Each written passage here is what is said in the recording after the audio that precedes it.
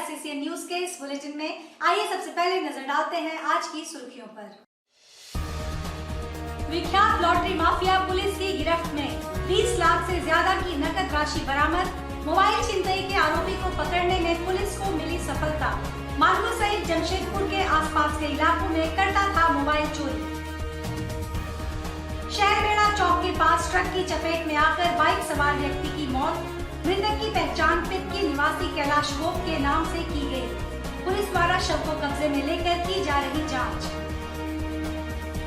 झारखंड अनुबंधित पारा चिकित्सा कर्मी संघ का अनिश्चितकालीन हड़ताल। अपने नियमितीकरण के लिए अनुबंध कर्मी कर रहे आंदोलन। मांगे पूरी नहीं होने पर भूख हड़ताल को मजबूर। XLRI में 43वें मैक्सी फेयर की हुई लॉन्चिंग। मल्टीनेशनल कंपनियों की समस्याओं का निदान ढूंढेंगे विद्यार्थी। मैक्सी फेयर का 21 और 22 जनवरी को होगा 2 दिवसीय आयोजन। XLRI की 75 वर्षों की विरासत को आगे ले जाने का है प्रयास। आइए बात करते हैं पुलिस द्वारा लॉटरी किंग और मोबाइल छिनतई के आरोपी को गिरफ्तार किए जाने की। जमशेदपुर के ग्रामीण इलाके के लॉटरी किंग को पुलिस ने धर दबोचा।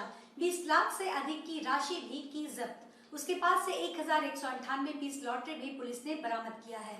वहीं दूसरी ओर मोबाइल छिनतई के आरोप में एक युवक को गिरफ्तार किया गया है। जमशेदपुर के ग्रामीण इलाका गालोडी थाना क्षेत्र के अंतर्गत गालोडी आंचलिक मैदान के पास लॉटरी खिलाते हुए पुलिस ने एक व्यक्ति को गिरफ्तार किया है।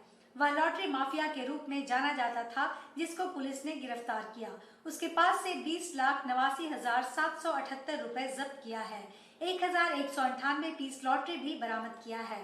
पकड़ा गया व्यक्ति जमशेदपुर के ग्रामीण इलाका गालूडीह के पाट महोलिया निवासी गौतम मंडल है, जो लगातार उस एरिया में लॉटरी खिलाता था। अवैध लॉटरी का लेखा जोखा का नोटबुक भी पुलिस ने बरामद किया है। पुलिस उससे पूछताछ और मामले की जांच कर रही है। इसको लेकर आवश्यक कदम उठाया जा रहा है। पुलिस ने इस मामले में FIR दायर किया है। लगातार अवैध कारोबारियों के विरुद्ध और अवैध काम में संलिप्त लोगों के विरुद्ध छापेमारी की जा रही है।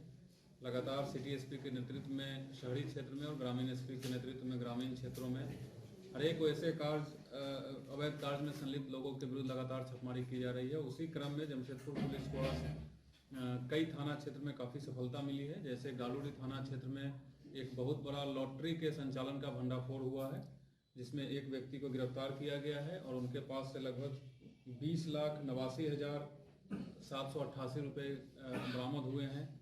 लगभग 1200 के आसपास लॉटरी टिकट बरामद हुए हैं। उनके पास से 2 नोटबुक बरामद हुआ है, जिसके अवलोकन से हम लोग को ये पता चला है कि इनका मोडस ऑपरेंडी कैसे है, कौन कौन से लोग इसमें शामिल हैं, कैसे इसका संचालन करते हैं और पुलिस के डर से ये लोग फिजिकल मोड से हट के कैसे डिजिटली मोबाइल और व्हाट्सएप के माध्यम से लोग, तो इसमें काफ़ी अहम इंटेलिजेंस हम लोगों को मिला है, जिससे हम लोग इस पर और तहकीकात करके जांच पड़ताल करके इस धंधा से जुड़े हुए एक से एक जो भी इसमें व्हाइट कॉलर लोग भी काफ़ी जुड़े हैं, जिनका नाम आया है उस नोटबुक में, हम लोग इसमें सभी लोगों को विधि सम्मत कार्रवाई करेंगे। वहीं दूसरी ओर मानगो पुलिस ने मानगो समेत जमशेदपुर के आसपास मोबाइल की छिनतई करने के मामले में एक युवक को गिरफ्तार किया है। युवक के पास से पुलिस ने 10 मोबाइल जब्त किया है, जो कहीं न कहीं से छिनतई की गई है। पुलिस ने छिनतई करने वाले जमशेदपुर के आजाद नगर के जाकिर नगर निवासी मुस्ताक अंसारी को गिरफ्तार किया है। वह युवक फॉरेस्ट की जमीन के पास खड़ा होकर मोबाइल को बेचने के लिए आया था, तभी गुप्त सूचना पर पुलिस ने उसे धर दबोचा। मानगो में एक सफलता मिली है, जिसमें मोबाइल छिनतई और मोबाइल चोरी से संबंधित एक गिरोह का पर्दाफाश हुआ है, जिसमें एक लड़का को गिरफ्तार किया गया है और उसके निशानदेही पर और उसके पास से 10 मोबाइल जो चोरी किया हुआ था और छिनतई किया हुआ था उसको बरामद किया गया है। उस 10 में से 2 ऐसे मोबाइल हैं जो मानगो थाना क्षेत्र से ही छिनतई किया हुआ था, जिस संबंध में मानगो में ही कांड दर्ज है। तो उस दोनों कांड का उद्भेदन भी हो पाया है। बाकी 8 मोबाइल का डिटेल्स निकाल करके हम लोग अलग अलग थाना क्षेत्र में पता कर रहे हैं कि कहां से उसकी चोरी या छिनतई हुई है। साथ ही कल बिरसा नगर थाना क्षेत्र में भी जुआ के खिलाफ छापेमारी किया गया था, वहां से भी 2 लोगों को गिरफ्तार किया गया था। लगभग 21,000 रुपये की बरामदगी हुई थी। तो लगातार ये मुहिम चल रहा है और आप लोगों को भी मैं बताना चाहता हूँ कि आप लोगों को भी पूरे जिला में कहीं भी किसी क्षेत्र से इस प्रकार की अगर कोई सूचना मिले, कोई नशे के कारोबार में संलिप्त है, कोई ब्राउन शुगर या गांजा बेच रहा है, लॉटरी खिलाने की कहीं से सूचना आती है, कोई ऐसा जगह है जहां लगातार अड्डाबाजी करते हुए लोग जुआ खेलते हैं, तो इसको सूचना आप डायरेक्टली मुझे या ग्रामीण एसपी साहब को या सिटी एसपी साहब को दे सकते हैं। हम लोग मुहिम चला करके इस अवैध कारोबार से जुड़े हुए सभी लोगों के विरुद्ध विधि सम्मत कार्रवाई करने में लगातार सफलता हासिल कर रहे हैं और लगातार हम लोगों का प्रयास है कि इस महीने से हम लोग जमशेदपुर शहर को, जमशेदपुर जिला को मुक्त करें। आइए बात करते हैं ट्रक की चपेट में आकर बाइक सवार की मौके पर हुई मौत की। चांडिल थाना क्षेत्र अंतर्गत NH-33 शहर बेड़ा चौक के पास मंगलवार सुबह तेज गति से आ रहे ट्रक की चपेट में आकर बाइक सवार व्यक्ति की मौके पर मौत हो गई। मृत बाइक सवार व्यक्ति की पहचान 32 वर्षीय चांडिल अनुमंडल क्षेत्र अंतर्गत पितकी निवासी कैलाश गोप के रूप में की गई है, जो सुबह तकरीबन 8 बजे बाइक पर सवार होकर जमशेदपुर जा रहा था। इस बीच शहर बेड़ा चौक के पास ट्रक द्वारा बाइक में ठोकर मार दी गई, जिससे उसकी मौके पर मौत हो गई। घटना के बाद स्थानीय लोगों द्वारा चांडिल पुलिस और एम्बुलेंस को सूचित किया गया, जिसके बाद मृतक के शव को पुलिस द्वारा कब्जे में लेकर आगे मामले की जांच की जा रही है। जो सड़क हादसा हुआ, जो कि एक लड़का का दर्दनाक मौत हो गया है। वो लड़का जो कि निम्नी प्रखंड के पितकी गांव का रहने वाला था, जिनका नाम था कैलाश को, उसका पिताजी का नाम था गणेश को। तो सुबह में रोज जाता था, ड्यूटी के लिए। उसी वक्त क्या है कि कोई मालवाहक गाड़ी उसको पहले ठोकर मारा। ठोकर खाने के बाद जो है कि वो रोड के अंदर में गिरा, जिसका पिछला वाला जो चक्का है उसके शरीर होते हुए, सर होते हुए पार हो गया। उसके चलते हुए स्पॉट तत्काल मतलब वहीं पे वो डेथ हो गया। उसके बाद हम लोग स्थानीय ग्रामीण और हम लोगों ने चांडिल थाना प्रभारी को सूचना किया। संज्ञान में लेते हुए थाना प्रभारी खुद आए थे और जो भी उसका विधिवत रूप से आगे का जो प्रक्रिया उसके हिसाब से होता है वो लेकर के किया। जो MGM में फिर हम लोग मांग की कि जो इसका रोड सड़क दुर्घटना में जो मतलब मुआवजा मिलना चाहिए। आइए बात करते हैं जमशेदपुर जिला सिविल सर्जन कार्यालय के बाहर हड़ताल शुरू किए जाने की। जमशेदपुर जिला सिविल सर्जन कार्यालय के बाहर झारखंड अनुबंधित पारा चिकित्सा कर्मी संघ ने स्थायीकरण की मांग को लेकर अनिश्चितकालीन हड़ताल शुरू कर दी है।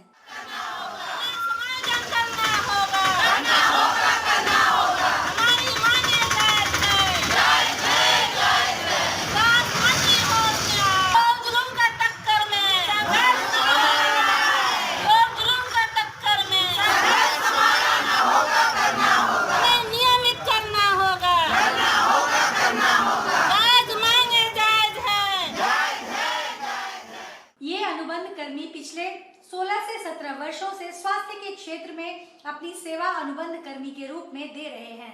कई बार राज्य सरकार से नियमितीकरण को लेकर इनकी वार्ता हुई, पर निष्कर्ष शून्य निकला।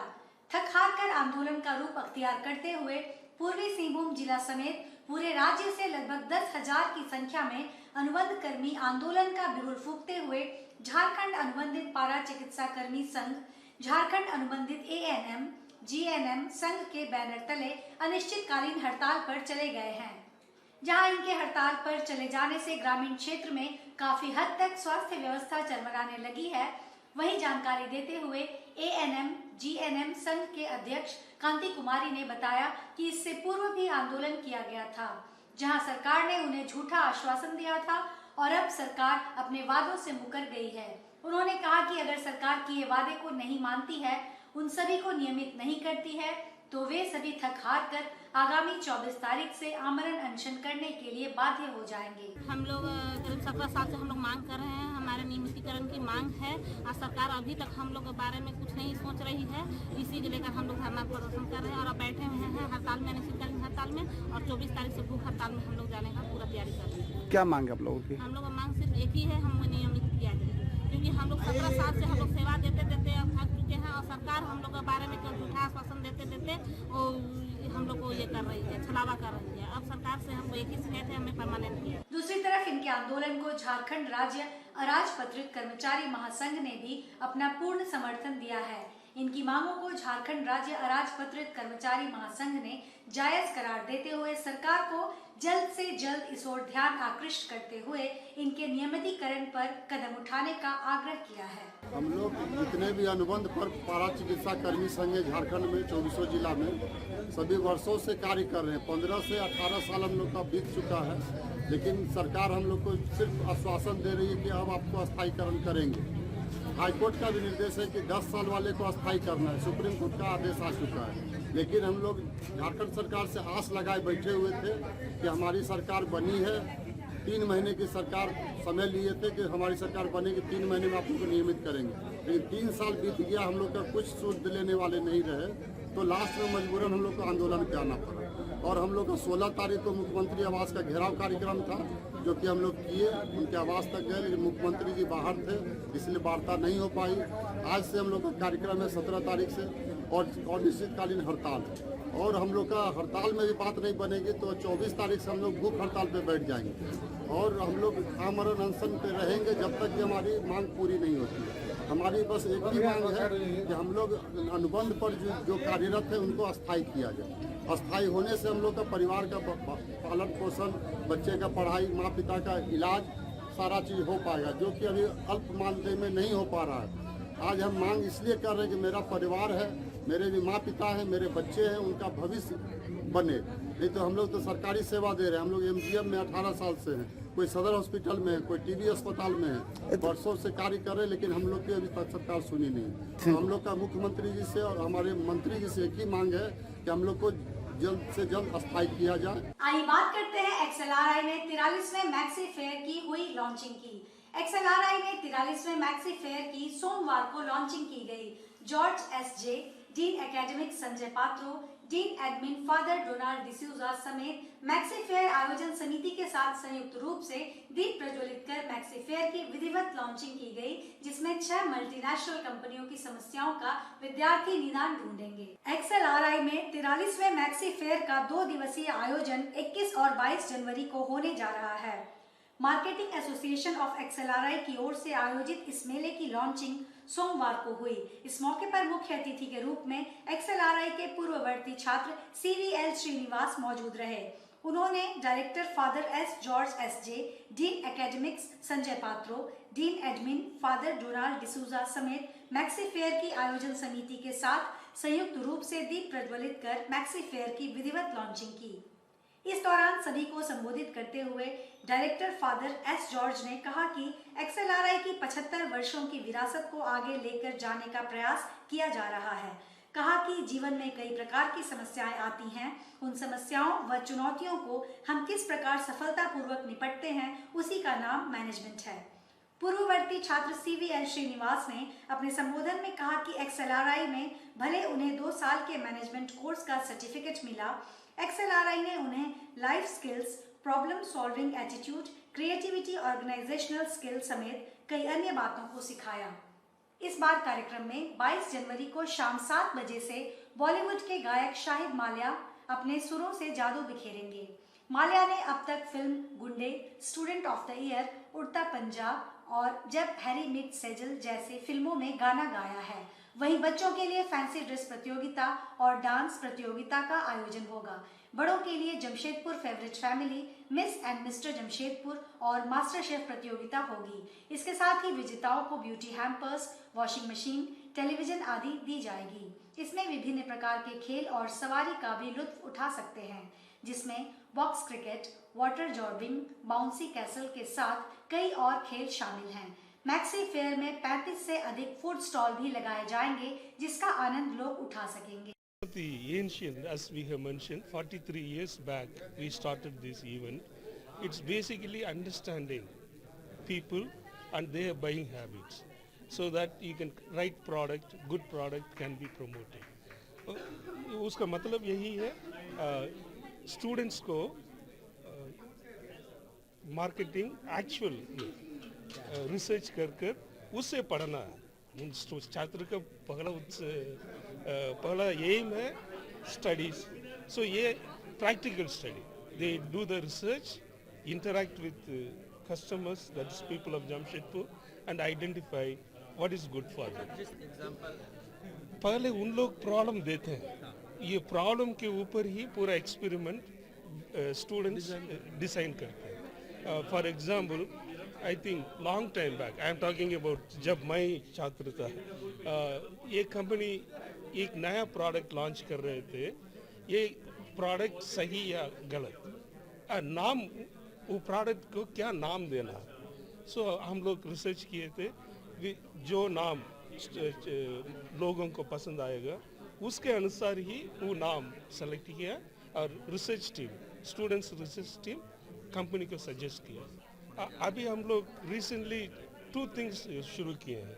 एक है यूएसए रटजर यूनिवर्सिटी के साथ जॉइंट प्रोग्राम। बच्चे आएंगे, स्टूडेंट्स आएंगे, 1 साल XLR में रहेंगे, दूसरा साल यूएसए में रटगर यूनिवर्सिटी में रहेंगे। सो उनके लिए MBA डिप्लोमा भी XLR ही देंगे, रटगर MS डिप्लोमा देंगे। सो double degree, they can get placement in USA itself। 3 years 3 साल उनको रह सकते हैं।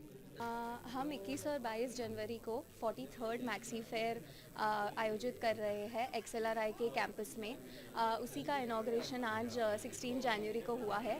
ये 2 साल बाद वापस आ रहा है। पैंडेमिक के कारण ये 2 साल से हो नहीं पाया था, और जब हम बाहर गए थे तभी हमें पता चला कि जमशेदपुर ने इस मेले को कितना मिस किया है।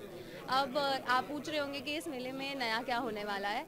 तो इस मेले में क्योंकि रिसर्च होता है, इस बार हमारे जो 6 पार्टनर्स हैं उनका नाम है PNG, ICICI, बाटा, जी, परफेक्टी वैन मेल और पेप्सिको। ये सारे दूसरे डिफरेंट इंडस्ट्रीज से आए हैं, और वही इस बार नया है। दूसरा ये है कि हमने PNG का जो रिसर्च प्रोजेक्ट है वो पटमदा में होस्ट किया, क्योंकि बहुत लोग बोल रहे थे कि अरे हम फेयर पे आ नहीं पाते हैं क्योंकि बहुत दूर होता है। तो हमने सोचा कि अच्छा आप फेयर तक नहीं आ सकते हो तो हम फेयर आप तक लाएंगे, और उसी के लिए हमने ये पायलट लॉन्च किया, और वो बहुत सक्सेसफुल रहा है। वहाँ पर 500 रिस्पोंडेंट्स आए थे, जो बहुत अच्छी बात है। बस 4 घंटे का था पर बहुत अच्छा रिस्पांस मिला है। तो हम आगे के सालों में भी ये कंटिन्यू करेंगे, और होपफुली हम इतना स्कोप करें कि हम उसको पूरे इंडिया तक लेकर जा पाए। अब मैं 21 और 22 जैन पे आ जाती हूँ। तो 21 जैन को 3 बहुत अच्छे इवेंट्स होने वाले हैं। हमारी सुबह की शुरुआत होगी मास्टर शेफ से, जो नेस्ले मैगी होस्ट कर रहा है, और वहाँ लाइव कुकिंग कंपटीशन होने वाला है, और यहाँ की एक बहुत जानी मानी शेफ़ भी आ रही है उनको जज करने। उसके बाद होने वाला है फैंसी ड्रेस बच्चों के लिए, और फिर शाम को 6 बजे ऑनवर्ड्स होगा डांस मेनिया, जिसमें बहुत नामी कॉलेजेस और स्कूल्स पार्टिसिपेट करने वाली है। उसके बाद एक बैंड का परफॉर्मेंस होगा। अब 22 के शेड्यूल में होगा सुबह 8 का कंपटीशन, जिसमें हमारे पास ऑलरेडी 250 रजिस्ट्रेशन आ चुकी है। तो मैं चाहूँगी कि और हमारे पास रजिस्ट्रेशंस आए और ये बहुत सक्सेसफुल इवेंट हो। उसके बाद हम होस्ट करने वाले हैं जमशेदपुर फेवरेट फैमिली, जो once again is partnered by Nestle Gerber, and यहाँ का जो एक इलेक्ट्रॉनिक चेन है नेशनल्स, इसका जो विनर होगा उनको गर्बर की तरफ से एक बहुत बड़ा हैम्पर मिलने वाला है, और नेशनल्स की तरफ से एक 32 इंच टीवी भी मिलने वाला है। उसके बाद है मिस एंड मिसेस जमशेदपुर, जो नायका ने स्पॉन्सर किया है, और वो बहुत सारे हैम्पर्स देने वाले हैं सबको जो पार्टिसिपेट करने वाले हैं। उसके बाद फाइनली हमारा सबसे awaited performance mister Shahid Mallya का, जिन्होंने, जैसे मैंने कहा, उन्होंने एक कुड़ी, कुक्कड़ कमाल और नामी मूवीज़ जैसे स्टूडेंट ऑफ द ईयर, उड़ता पंजाब, 2 स्टेट्स ऐसे में गाने गाए हैं। मेरा कार सीट कवर का पिछले 15 साल से बाडी चौक दुर्गा पूजा मैदान में दुकान है, और हमारे यहाँ सभी प्रकार का कार का सीट कवर बनाया जाता है, स्पेशली 4 व्हीलर का, जितने भी लग्जरी गाड़ी है। और 2500 रुपये से स्टार्टिंग है हमारे पास सीट कवर का रेंज। 2500 से लेके आगे 10,000, 12,000, 15,000, जिस तरह का क्वालिटी। रेक्सिन से लेके ओरिजिनल लेदर फिनिश तक का माल है मेरे पास। Car seat cover plus floor lamination, door visor, mat, accessories का भी जो आइटम होता है सारा उपलब्ध है मेरे पास। और 2 व्हीलर का भी काम सीट कवर का हो जाता है। जितनी भी लग्जरी गाड़ियाँ हैं सबका काम, और मैं खुद कारीगर हूँ। मैं दिल्ली से काम सीख के आया था 2007 में यहाँ पे जमशेदपुर में, करोलबाग में पहले दिल्ली में काम सीखा था, फिर आके मैं खोला। मैं खुद कारीगर हूँ। ये हमारा बारीडी चौक दुर्गा पूजा मैदान में दुकान है। बारीडी चौक आप आएंगे लेफ्ट साइड में, जिसमें दुर्गा पूजा होता है, घुसते ही बायां तरफ में देखिएगा तिवारी जी सीट कवर लिखा आएगा, उसी पे मेरा दुकान है। आके एक बार सेवा का मौका दे। बाजार से बहुत ही कम पड़ता है। जो सीट कवर अगर हम आपको 2500 में दे देंगे, बाजार में उसका दाम 6,000 7,000 रुपया है। जो हम 6,000 7,000 में दे देंगे, बाजार में वो 15,000 का भी नहीं मिलेगा, क्योंकि हम ओरिजिनल लेदर फिनिश माल बनाते हैं। बाजार में जितने भी सीट कवर उपलब्ध है टोटल आपको रेक्सिन मिलेगा। मेरे पास रेक्सिन नहीं है, ओरिजिनल लेदर फिनिश माल है। एक बार आके और ट्राई कर सकते हैं। आइए बात करते हैं सड़क सुरक्षा सप्ताह के तहत जिला परिवहन कार्यालय द्वारा रन फॉर रोड सेफ्टी का आयोजन किए जाने की। 17 जनवरी को सड़क सुरक्षा सप्ताह के तहत जिला परिवहन कार्यालय द्वारा रन फॉर रोड सेफ्टी का आयोजन किया गया। इसकी शुरुआत सुबह 7 बजे साक्षी गोलचक्कर से हुई, जहां डीसी एवं एसएसपी ने हरी झंडी दिखाकर दौड़ को रवाना किया, जो बागे जमशेद होते हुए जेआरडी स्पोर्ट्स कॉम्प्लेक्स पहुंचकर समाप्त हुई। 17 जनवरी को जमशेदपुर के साक्षी गोलचक्कर पर सड़क सुरक्षा को लेकर हस्ताक्षर अभियान भी चलाया गया। रन फॉर रोड सेफ्टी में DC Shrimati Vijaya Jadhav, SSP Shri Prabhat Kumar, ADM Shri Nand Kishore Lal, SDM Dhalbhum Shri Piyush Sinha, DTO Shri Dinesh Ranjan, DPRO Shri Rohit Kumar समेत जिला स्तरीय प्रशासनिक व पुलिस पदाधिकारी, आम जन आदि शामिल हुए। मौके पर अपने संबोधन में डीसी ने कहा कि सड़क सुरक्षा के प्रति आम जनों को जागरूक करने के लिए रन फॉर रोड सेफ्टी का आयोजन किया गया है। इसका उद्देश्य सड़क पर चलने वाले वाहन चालकों को यातायात नियमों के प्रति जागरूक करते हुए उसका अनुपालन करवाना है, जिससे वाहन चालकों एवं राहगीरों के लिए सड़क पर चलना सुरक्षित हो। वहीं एसएसपी ने कहा कि सड़क दुर्घटनाओं के प्रति आम जनों को जागरूक करने के लिए सड़क सुरक्षा सप्ताह मनाया जा रहा है। कई बार दुर्घटनाएं होने पर स्थितियां नियंत्रण में नहीं रहती हैं। ऐसे में सड़क पर वाहन चलाने, सड़क पर चलने के दौरान बरती जाने वाली सावधानियों के प्रति लोगों को जागरूक करने का प्रयास है। आइए बात करते हैं तबीयत बिगड़ने के बाद राज्य के मंत्री चंपई सोरेन के चेन्नई रवाना होने की। झारखंड सरकार के परिवहन एवं आदिवासी कल्याण मंत्री चंपई सोरेन की तबीयत फिर से बिगड़ गई है। खांसी, सर्दी, जुकाम के तेज हो जाने के बाद उन्हें बेहतर इलाज के लिए टीएमएच से चेन्नई रेफर कर दिया गया है, जहां उनकी चिकित्सा होगी। सोमवार को चंपई सोरेन चार्टर्ड विमान से चेन्नई के लिए रवाना हो गए हैं। जमशेदपुर की उपायुक्त विजया जाधव और एसएसपी प्रभात कुमार समेत अन्य अधिकारियों का दल सोनारी एयरपोर्ट पहुंचा। सोनारी एयरपोर्ट में पहले से वहां एयर एम्बुलेंस तैयार था, जहां से उनको चेन्नई रवाना कर दिया गया। बताया जाता है कि श्री सोरेन पिछले कई दिनों से बीमार चल रहे थे। उन्हें रविवार को टाटा मुख्य अस्पताल में इलाज के लिए भर्ती कराया गया था। जांच के दौरान उनकी बॉडी में इंफेक्शन पाया गया, जिसके बाद उनको बेहतर इलाज के लिए चेन्नई रेफर कर दिया गया। झारखंड के मुख्यमंत्री हेमंत सोरेन के करीबी माने जाने वाले चंपई सोरेन को बेहतर इलाज के लिए एयर एम्बुलेंस भेजकर चेन्नई लिफ्ट कराया गया है, जहां उनका इलाज चलेगा। इस पूरी कवायद की खुद राज्य के मुख्यमंत्री हेमंत सोरेन मॉनिटरिंग कर रहे थे। तो डॉक्टर के साथ बात हो गई है उनका। आज हम लोगों ने अल्ट्रासाउंड भी किया, अल्ट्रासाउंड भी नॉर्मल है, चेस्ट एक्सरे नॉर्मल है, कोरोना पॉजिटिव नहीं है, वो मतलब कोरोना नेगेटिव है।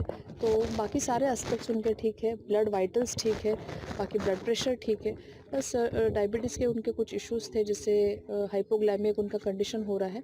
वो पहले चेन्नई में जिस हॉस्पिटल में जिस डॉक्टर को दिखा रहे थे वही वो अभी कंसल्ट करने के लिए गए हैं।